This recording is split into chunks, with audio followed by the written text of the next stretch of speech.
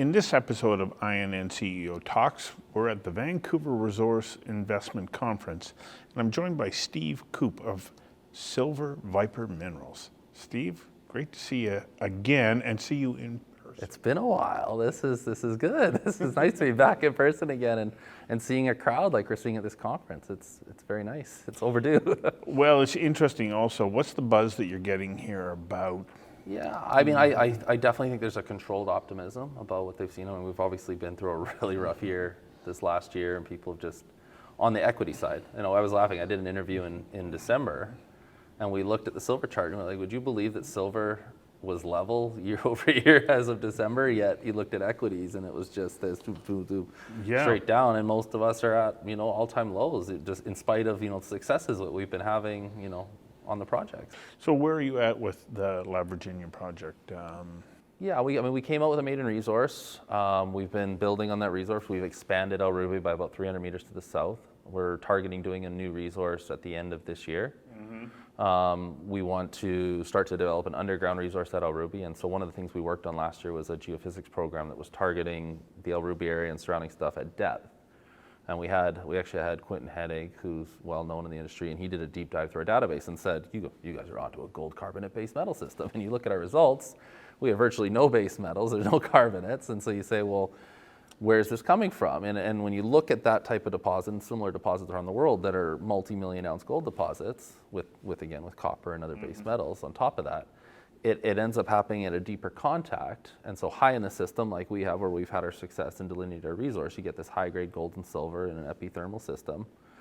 But it differentiates, and we've seen that even before he dove in that, at surface we have high grade gold and silver with very little base metals. We go down 300 meters, we're still in high grade gold and silver with very little base metals, other than the odd half meter where we see the sulfides that have come up from depth blasted in there, and they'll run high grade gold and silver, but also have copper, lead, zinc at high grades. So we've always known there was something else happening there, but he said, no, this is the model for this type of system. And what will happen is when you go down deeper and get to a deeper contact in your host mineralization, it's at that contact, you'll get this large blowout, you'll get the mineralization comes up to that package that's above it that's tighter and doesn't allow the fluids to percolate through it as well and mineralize. So it hits that contact, the mineralization, the fluids will spread out when they're mineralizing, and you'll get the bonanza grades of, gold, silver, and base metals at that contact.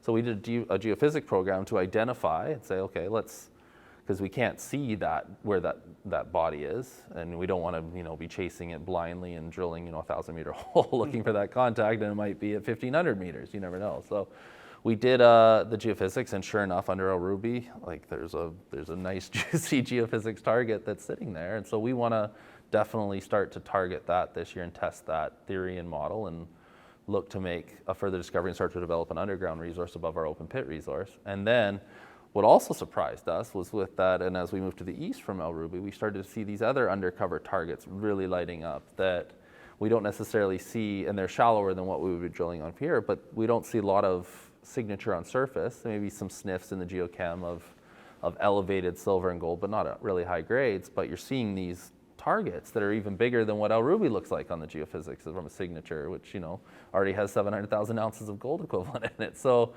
it was eye-opening, and it's definitely created a lot more targets for us to test, and I think we're going to be making a lot of new discoveries this year based on it. So what does that tell you about what you would like to infer is the resource that's available here to you? Well, I think just on what we've already expanded, our goal on the next resource will be take it over that million gold equivalent number, and the independent will help calculate that and use their own parameters, but with that 300 meters, I think we'd be pushing close to that already, if we're not already over that.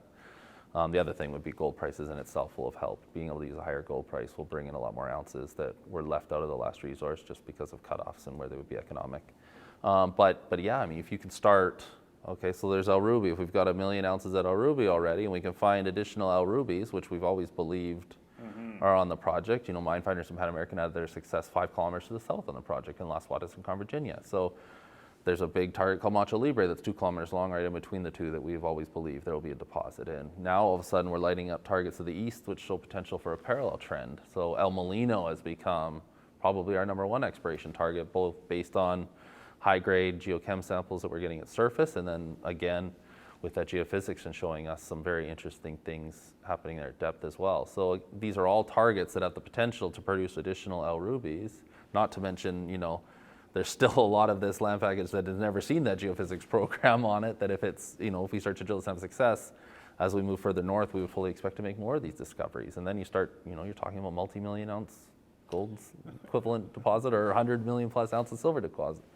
Remembering back to our first interview and coming away from that and going, oh my gosh. And now you're really dazzling me, I have to say, with what you're saying is the scope and scale of this. And what's been frustrating for us is, as we've identified all these opportunities, we were in the middle of one of the worst years ever in our industry. Yeah. So, but it's a point now, it seems like the market is turning. We're going to raise capital and we're going to, but we're at a point right now where our program should have expanded. We had 1 or 2 rigs turning. We should be 4 or 5 rigs turning and testing, not only these targets, but, delineating out El Rubi and other targets. And now with the Canistel assets, we should have a rig or 2 turning on those to start testing and proving out, the discoveries in that and the success they've had on projects. So I think it's going to be a very busy year. I think we are at the start of a very good market here. It looks like gold and silver are performing the way we all want it to perform.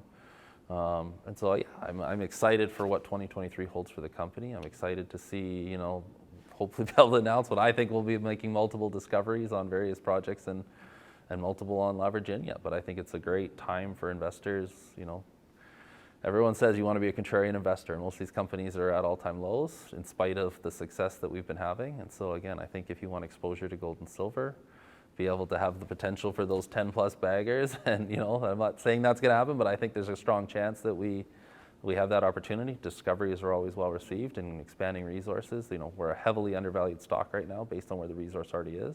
Mm-hmm. So I think it's a great time for anyone that's out there looking to invest. Well, it really is a good time. And for those who are considering this, what would be the most important items that they should be looking at from news flow perspective? But for the remainder of the year, we'll be looking at updating the resource by the end of the year. Obviously, another major catalyst for the company. And then, but ongoing drill results will be the main value driver throughout the year. And again, I think the other side of it that always can be a catalyst, that's always been our model and our goal, is it wouldn't surprise me if we get bought out. There's not a lot of quality assets out there that have exposure to gold and silver. And we're sitting there with a nice, very tight, nice starting resource that's already, like I say, when you look at our resource, people say, a lot of investors are trained on grade, and we certainly have grade in our structure. There's spectacular high grades, but our resource is targeted around an open pit. And what's important when you look at the open pit is to compare apples to apples. And so the average open pit heap leach mine in the state of Sonora operates at a 0.5 gram gold average grade.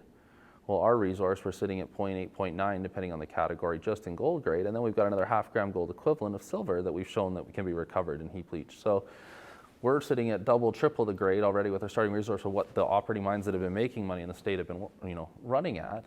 And that should be attractive right off the bat. So when you talk high grade, it is high grade apples to apples in that resource. Very important that you discern that, because they'll see, our high grade results and say, oh, where's kilogram plus silver and a lot of these drill holes with high grade gold? Where's that in the resource? Well, again, you got to look at the style of the resource. We look at our resource model, and there's some nice colored boxes right below the pit that's drawn out. And there wasn't enough tonnage there to include an inferred resource, but those blocks are running at 15 grams gold and 300 silver. There just wasn't enough tonnage to start an underground resource. And that's why I say the grade is there, and there will be an underground component to this mine. And if that deeper model hits, there's going to be a large underground component to this mine. But it's important that people understand and get educated on this type of deposit and what it's comparable to. So I say, go look at the open pit heap leach deposits around Sonora, and you'll see the grades they're operating at. And you'll see that our grades are actually really good and would be on the high grade scale. Well, it's an exciting time for you, and I'm thankful that you keep coming back and giving us updates, and I hope you're going to come back with more of this exciting kind of news. Thanks very much for your time today. Pleasure, always. Yeah. Thank you. Thanks.